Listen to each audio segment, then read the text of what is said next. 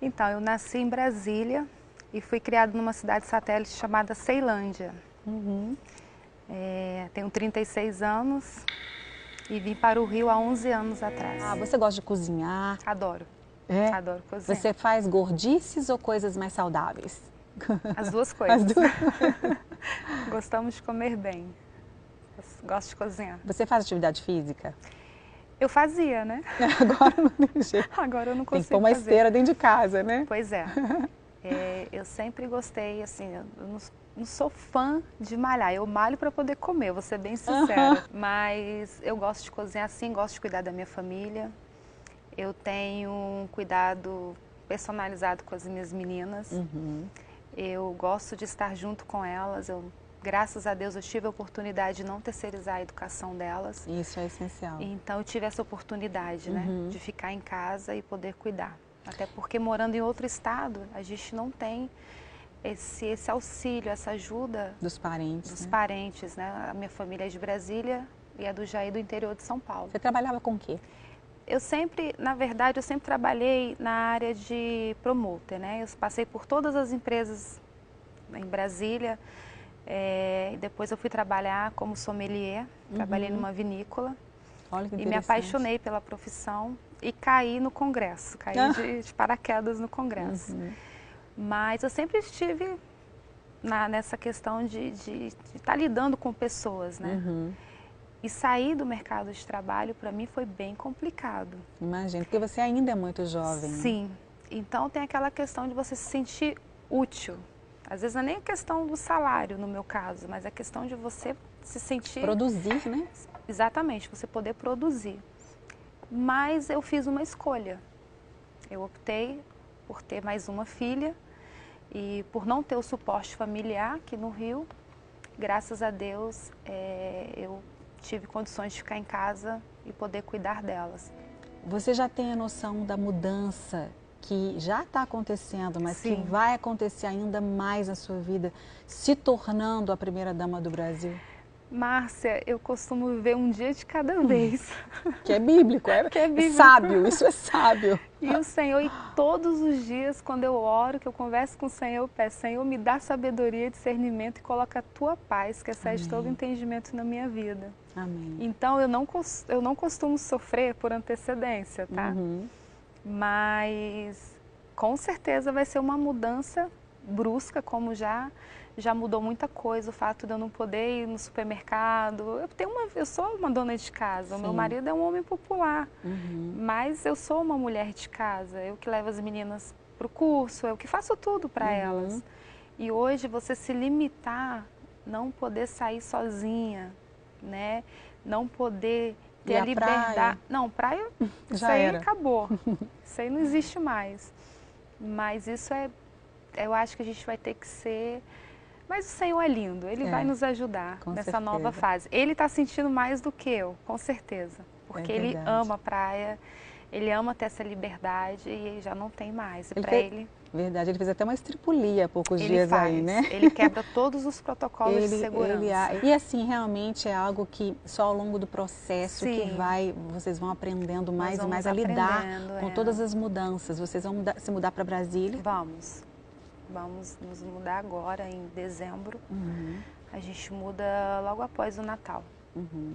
Então, que já é uma mudança muito grande, né? Já é uma mudança muito grande. Eu estou muito feliz de retornar. Isso que eu ia falar, para você nem tanto, mas para as meninas mais, né? As minhas meninas são bem tranquilas, né? Elas têm uma facilidade muito grande de adaptação. Que bom.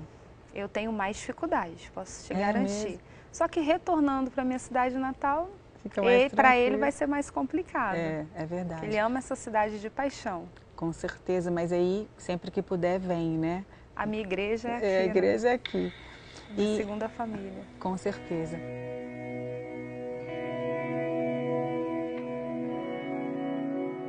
Você ficou com medo, você teve medo dele morrer, dele falecer? Não. Como é que foram os sentimentos? Você confiava nas promessas? O Brasil tem muitas promessas, né? E você confiava nessas promessas? Em que você se apegava naquele momento de tanta dor, de tantas dúvidas em relação àquele atentado que ele sofreu? No dia eu estava trabalhando, a gente estava fazendo acessibilidade, estava em um outro bairro, e daí recebi a notícia por telefone, logo em seguida, assim que ele deu entrada na Santa Casa de Misericórdia, eles me ligaram, mas me passaram, tiveram várias informações desencontradas, que tinha sido superficial e que já tinha sido fechado. E naquele momento, eu não senti, não foi um baque para mim, eu fiquei um pouco preocupada. E depois foram surgindo, né, eles fizeram o plantão na frente da Santa Casa e foram surgindo informações mais graves, desencontradas também, né, com as informações do boletim médico mais graves. Eu parti para Juiz de Fora tranquila, tá? Quando eu cheguei lá, que eu encontrei com ele na UTI, eu olhei para ele e falei, Senhor, ele não merecia estar nessa situação. Mas eu não tive nenhum momento medo de perder o meu marido. E graças a Deus os meus enteados também tiveram a mesma sensação que eu. E eu falei assim, Senhor, eu sempre falo que quando alguém passa por algum problema, eu falo, o Senhor tem o controle de todas as coisas. E eu sempre crio nessa palavra, que não cai um fio do seu cabelo se não for pelo consentimento dele. E eu me apeguei. Você falar para uma pessoa é uma coisa, agora você ter que acreditar e vivenciar essa palavra foi algo... Eu agradeço ao Senhor. Porque Ele me deu muita paz, Márcia, muita. Então, nenhum momento eu tive medo de perder meu marido. Ele estava muito forte. E o quadro dele era o pior possível, porque aquela facada foi para a morte. Foi uma facada com muita maldade. A pessoa foi muito, muito má. A intenção realmente era para matar. E o Senhor transformou em bênção. Amém. É complicado falar isso, porque eu vi o que meu marido passou na UTI. Mas o quadro era para ser as piores notícias, os piores acontecimentos, e ele só ia progredindo. Então, ele é um guerreiro e o Senhor é muito bom. Eu aceitei Jesus na curiosidade. Eu vi um grupo subindo, um grupo de amigos, toda quarta-feira, só que eles não me convidavam. Um belo dia eu falei, eu vou me arrumar, mais ou menos como eles se arrumam, e vou segui-los. Aqui no Rio de Janeiro já? Em Brasília. Em Brasília. Uma igreja batista em Brasília. Primeira igreja batista de Ceilândia. E numa quarta-feira eu resolvi segui-los, e eles entraram numa igreja. E eu entrei. Eu era católica, então eu acho que eles não tiveram essa liberdade de me convidar. Eu fui, foi aquele primeiro amor, o grupo de louvor me conquistou. E daí eu senti que era ali que eu tinha que ficar. Deus tinha um propósito para a minha vida. Foi muito rápido. E eu fiquei até 22 anos afastada. Eu casei e vim morar no Rio. E aqui foi bem complicado. Eu saí da minha terra natal. A cultura daqui é bem diferente de Brasília. Os hábitos, né? Então isso me entristeceu um pouco. Então eu comecei a ter depressão, porque eu me casei em Brasília, vim para o Rio, só que meu marido me deixava no Rio e ia trabalhar em Brasília. Então você se sentia muito sozinha? Então me sentia sozinha, apesar de ter a minha filha, a Letícia, que é do meu primeiro relacionamento. Ela tinha 5 aninhos na época e eu não consegui me adaptar tão rápido como a minha filha conseguiu. E nisso eu entrei num processo de depressão. Eu procurei, como eu não sabia andar na Barra da Tijuca, a minha madrasta me orientou, procura uma Universal porque ela sempre fica com as portas abertas. Eu consegui ir numa igreja universal e dali o pastor começou a me acompanhar. E em seguida eu encontrei a minha igreja, a minha antiga igreja, né? Que era a Assembleia de Deus Vitória em Cristo. O que mudou quando você realmente decidiu ficar firme aos pés de Jesus? Eu entendi que a minha alegria vem do Senhor, né? E a minha força vem do Senhor. Então eu não comecei a procurar ter alguma coisa para ser feliz. Eu comecei a entender isso, que independente da situação, a minha alegria tinha que vir do Senhor. E isso mudou completamente a minha vida. E eu me apeguei ao Senhor. E eu entendi que eu tinha que olhar para Ele, não para o homem. Porque o homem é falho, eu sou falha. Então eu teria que me apegar a Ele para eu não... Qualquer eventualidade, qualquer problema que estivesse na igreja, eu continuar firme no Senhor. Isso e é Ele me fundamental. curou. Ele me curou e eu sou extremamente grata a Ele. Eu tenho um tio surdo, né? E ele me ensinou o alfabeto, somente o alfabeto quando eu era pequena, eu devia ter menos de 10 anos na época. E a gente não teve uma convivência muito próxima, apesar de ser tio, ele sempre viajava muito, então dificultava um pouco a nossa relação. Mas ele plantou essa semente na minha vida. E como eu não entendia a cultura surda, eu sempre me mantinha distante dele. No ano de 2015, na Advec, chegou um casal de surdos na igreja. E quando eu vi, só que lá eu trabalhava, tinha um ministério, né? A gente servia o gabinete dos pastores. Eu tinha aquela liderança do café da manhã da IBD, né? Como a igreja era menor, a gente tinha como oferecer esse café. Então, como eu ficava muito atarefada, eu meio que não prestei atenção neles. No dia que eu tive um tempinho para mim ali em cima, porque a igreja é um formato de teatro, eu prestei atenção nesse casal e eu me apaixonei. Eu falei, gente, eu já sei o alfabeto, tudo começa pelo alfabeto. Eu peguei meu caderno, só que como você vai fazer a anotação de um sinal? Né? É um idioma, é uma língua que você tem que fazer as suas anotações, mas eu não sei desenhar e também é complicado você fazer um sinal em movimento. Falei, não, eu vou sentar e vou ficar com eles.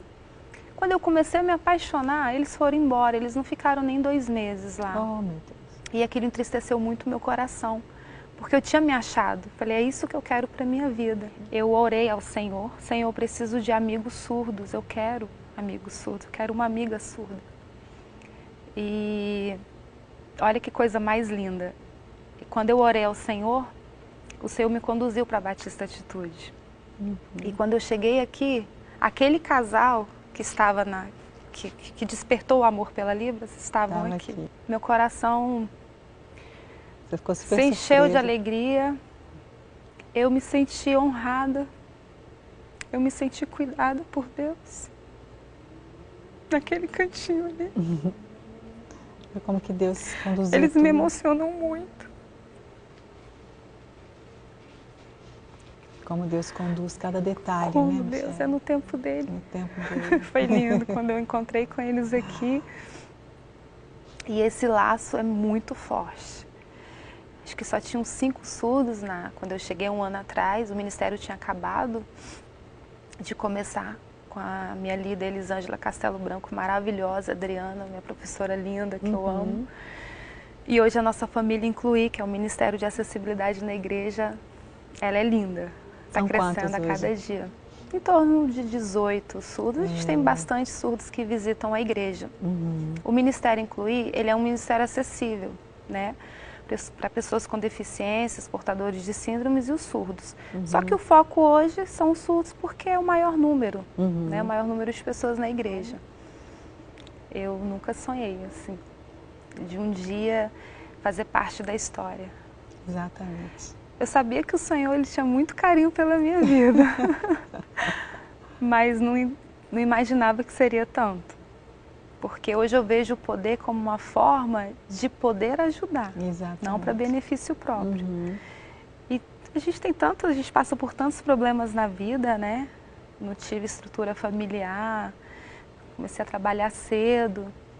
Então eu fico assim, Senhor, não sei se caiu a ficha ou se é porque eu não sou desse planeta. Senhor, sou eu mesmo? Você já pensou, já parou para pensar, traçar algum plano objetivo de como começar esse trabalho que a gente tem certeza que vai fazer uma diferença estrondosa no nosso país? Sim, eu já comecei a pensar. Já recebi vários convites também, já tive até algumas reuniões também com algumas ONGs. Mais uma semente foi plantada no meu coração. A minha mãe, ela sempre ensinou que a gente não deveria negar água e nem comida para ninguém. Desde pequena ela falava isso pra gente. E quando passava aquelas matérias no Globo Repórter, ela falava assim, um dia, se Deus me desse condições, eu ia ajudar essas pessoas que não têm condições de se alimentar. Aquelas pessoas na extrema miséria, né? Na extrema pobreza. Então, acho que ela falou tanto isso, que Deus ouviu, né? eu nem dava bola para o que ela falava, né? Nessa questão em relação ao sertão. Mas isso acho que foi gerando algo no meu coração que há um tempo atrás eu comecei a pensar neles com muito carinho.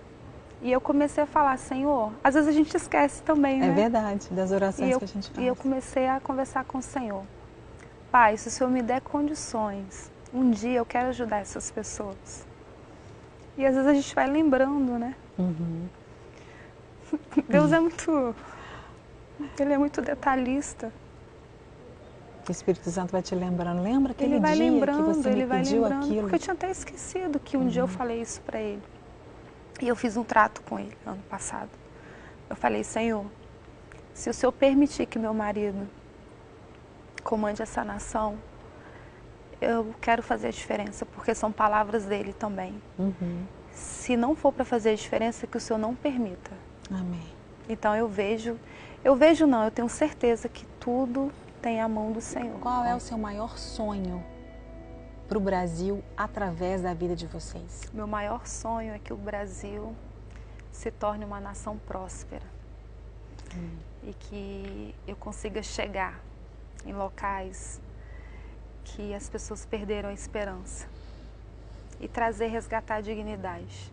Amém. Eu tenho um sonho assim de bombardear essa nação com obra social, e vai com conseguir. amor, com alimento espiritual, com alimento físico. E aonde a gente entrar a palavra do Senhor, transforma. Ela vai transformar vidas. Amém. E o Senhor vai se fazer presente naquele lugar. Amém. E eu já estou vendo isso acontecer, porque o que tem de ONG internacional me ligando, eu já tive reuniões com ONGs do Canadá, assim, eu quero cavar os poços artesianos, eu quero te ajudar, eu quero traduzir a Bíblia para Libras, para o surdo. Você não tem noção, a gente está se contendo. Tem que segurar, tem que segurar. A gente está se contendo. A partir do dia 1º, essa nação vai bombar, essa nação vai prosperar em nome de Jesus. Amém. O Brasil é uma terra abençoada, é um Brasil, uma terra rica. É maravilhosa. Só é mal administrada. E o Senhor, era, né? A partir de agora será. E o Senhor, Ele viu um coração honesto, Ele viu integridade na vida do meu esposo. Amém. Então eu creio que vai se cumprir essa promessa do Senhor. Você acredita, Michele, que Ele vai conseguir conquistar aquelas pessoas que têm uma ideia totalmente diferente de quem Ele é? Eu creio. Eu creio que esse seja o momento que o Senhor está nos dando para mostrar quem é o Jair Messias. Amém. No coração quebrantado. Já errou? Já errou. Quem nunca errou? Ele tem 63 anos. Mesmo quem tem 5 uma ou 2. Teve uma educação totalmente diferente da minha. Nós temos uma diferença de idade grande. Mas está amadurecendo, está crescendo. Esse é o momento para ele crescer, esse é o momento para ele ter discernimento, sabedoria para falar. Sempre orei, Senhor, dá sabedoria para o meu marido. Amém. Acho que eu concordo. Concordo com ele 99%, mas não concordava às vezes com ele falava, como ele colocava as palavras, isso me feria também. E muitas vezes briguei com ele, olha, você lembra que eu tenho um pastor, você tem uma família, e graças a Deus, não é pela força também, né? Claro, o Espírito de Deus. E o Senhor, Ele preparou esse momento, com todos os detalhes, quebrantou ele primeiro, todas aquelas orações que a gente fez para que ele tivesse esse momento, foi da forma do Senhor. Amém. Então ele preparou e agora ele está colhendo os frutos. É verdade. E ele vai colher frutos de sabedoria, eu tenho certeza disso. Amém. Com e certeza. Esse é o momento que as pessoas vão conhecê-lo. Amém. Todos esses rótulos vão cair por terra em nome de Jesus, porque Amém. ele não é essa pessoa. Amém. Meu marido é um príncipe. Lindo. Eu imagino, sim. Desculpa. Não, desculpa, que é isso, você que tem que falar mesmo, que você sabe quem ele é mais do que Ele é um qualquer príncipe. pessoa. Bagunceiro na hora de fazer o café da manhã, bagunça a cozinha toda. Me desestrutura, me desestabiliza aquele café que ele faz. Eu falei Mas pra é ele que já faz não- todos os dias? Se ele estiver em casa todos os dias, daquele jeito mesmo. Dos meus também, de coar café lá em casa, é um coador também. Eu falo pra ele que já não tá mais compensando ele fazer café pela bagunça que ele deixa. Não, é bagunça não dá. Vamos falar para ele ajudar, então fazer. Olha, vou falar para ele fazer uma aula com meu marido. Quando ele faz, que de vez em quando, ele arruma tudo na mesma hora. Eu falei, oh meu Deus, que bom. Não, e ele ainda tem um problema, ele joga tudo em cima da mesa e cada um se vira, né? Tá certo. Colocando leite condensado e a manteiga No tá pão, tudo ok. né? Leite condensado no Mas pão. ele é uma pessoa extremamente coração lindo, um coração lindo.